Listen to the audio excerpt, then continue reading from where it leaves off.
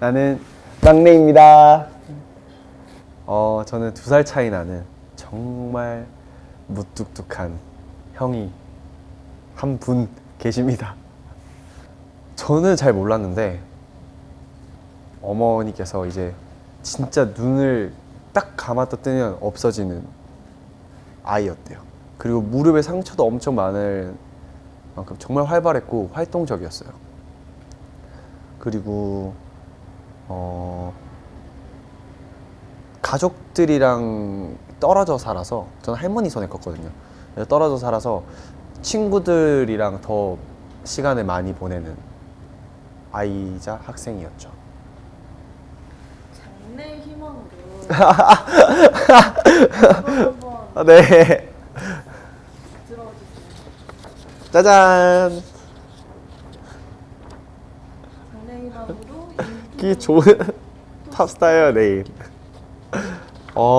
이게 웃긴 스토리가 있는데, 이제 학생 때 이제 선생님 이제 이 장래희망을 이제 써오라고 하잖아요.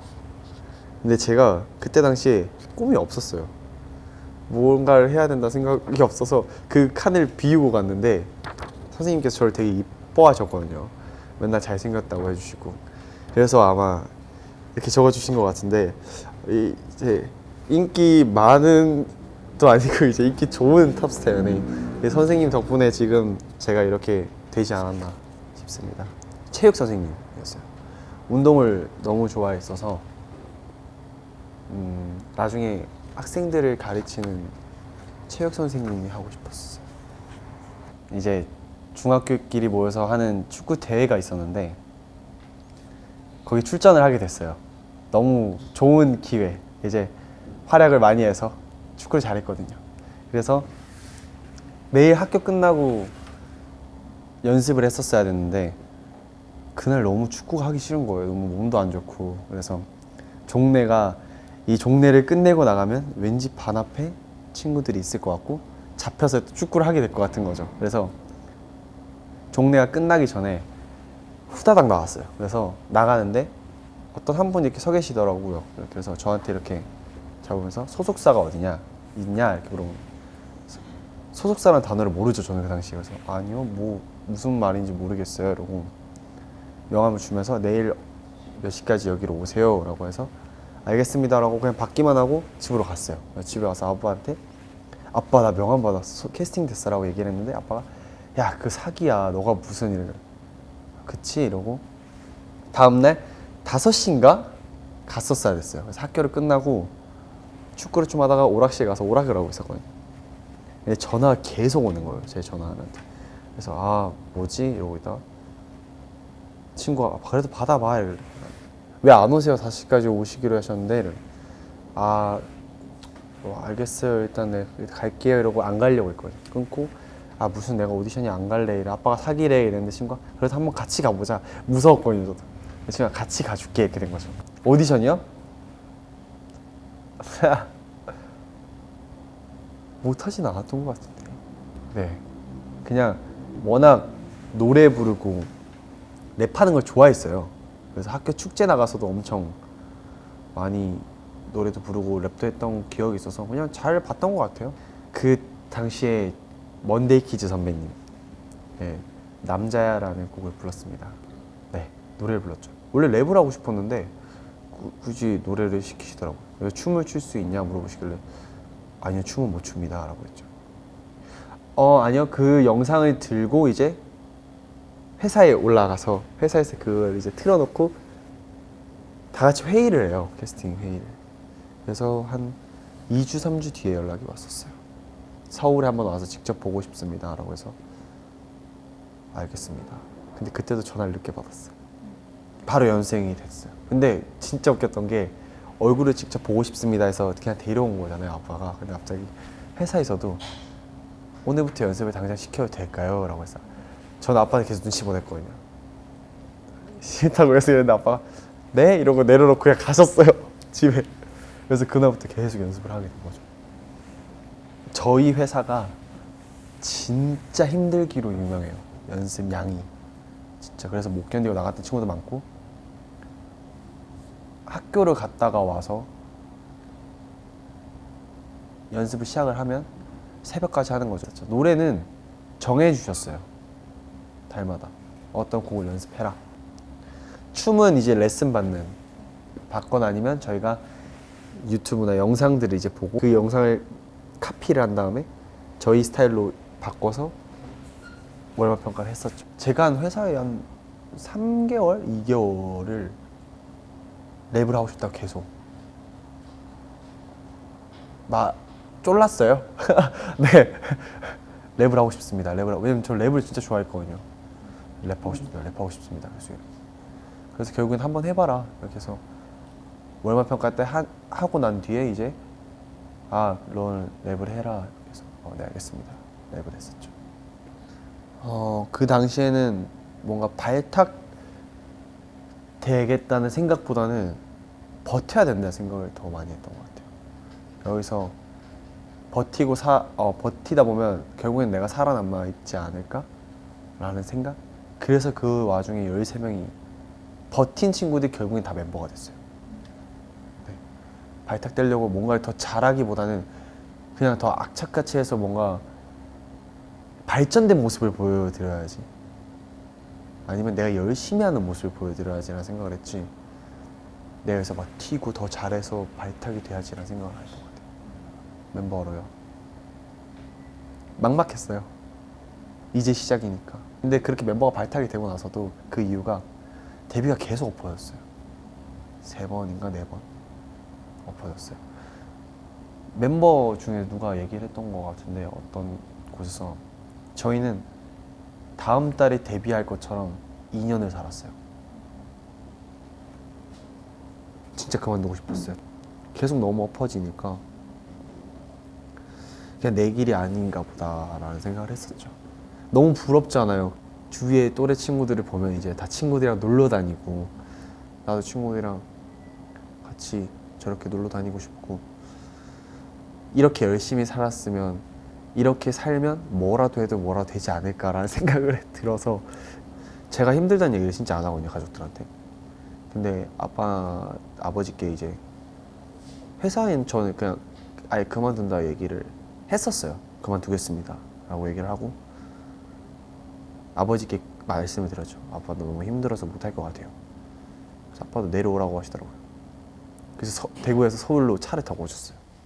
그래서 숙소에 있는 짐을 이제 다 실어서 대구로 내려갔었죠. 근데 할머니한테는 도저히 얘기를 못 하겠는 거예요. 왜냐면 너무 기대를 많이 하고 계시고, 제가 할머니한테 유독 좀 약하거든요. 그래서 할머니한테 말을 못 드리겠는 거예요. 그래서 아버지도 그걸 아니까 저한테 고기를 먹으면서 둘이 할머니 얼굴을 어떻게 보겠냐, 볼 수 있냐. 그래서 다시 하게 됐죠. 어릴 때도 아버지 어머니랑 떨어져 살아서 그런 거에 대해서 힘든 점은 없었어요. 워낙 친구들이랑 보내는 시간도 많았고, 저는 이 생활이 되게 재밌었거든요. 저는 단체 생활을 되게 좋아해요.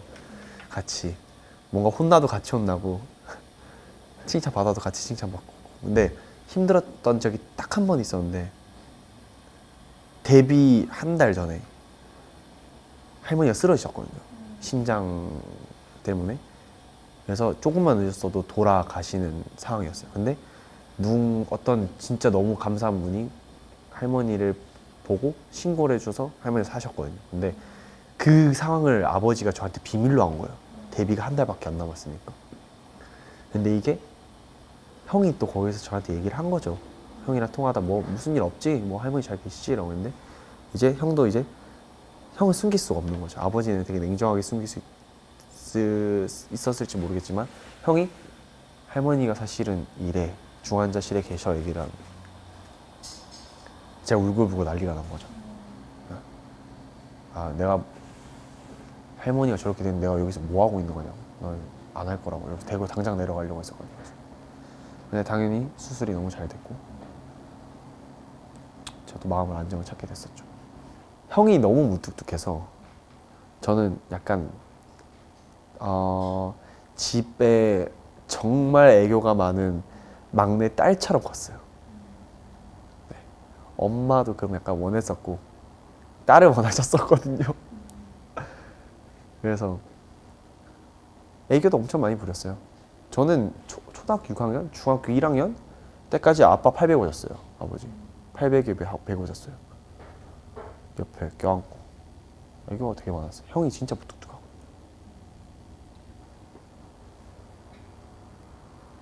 대구에 이제 동대구에 딱 내리는 시점부터는 뭔가 친구들도 있고 진짜 어릴 때부터 봤던 친구들도 있고 할머니도 집에 계시고 하니까 똑같거든요.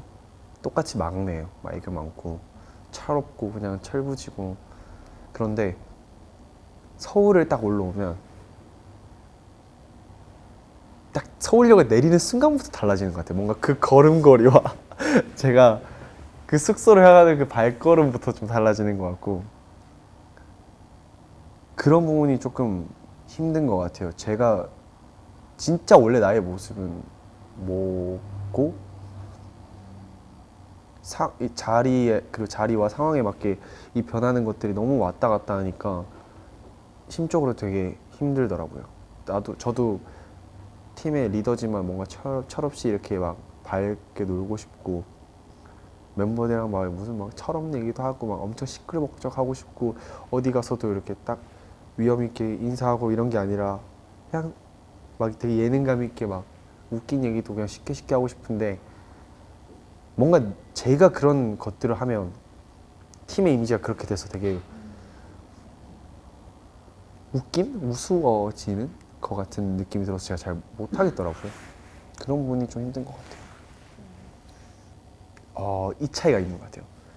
저희 멤버들끼리 있고 팬분들만 보는 방송이면 안 그런데 이제 예능이나 아니면 다른 이제 인터뷰를 나가거나 할 때는 좀 안 하는 편이긴 해요. 아직도. 요즘 느끼는 거는 막내가 제 본 모습인 것 같아요. 되게 철없고 그래서 요즘에 그냥 멤버 동생들한테도 철없는 형이고 싶어요. 가족들한테요? 막내로 돌아가서 가족들한테 아 되게 철부진데 집에서 가족들한테 일단 할머니 이렇게 또 단독으로 인터뷰하는 거 보면 되게 좋아할 텐데 나 항상 할머니가 말한 대로 잘하고 있고 어디 가서 기죽지 않고 잘하고 있으니까 할머니도 건강 항상 챙기시고 전화 더 자주 드릴 테니까 항상 건강하고 다음에 또 대구 빠른 시일 내로 휴가 받아서 내려갈게요. 그리고 아빠 엄마는 내가 더 잘하고 자랑스러운 아들이 될게. 그리고 형은 좀 부모님 엄마 아빠한테 좀 잘하고 그리고 면접 통과해서 취직했다던데 좀 꾸준히 열심히 했으면 좋겠다 형. 사랑합니다 가족들.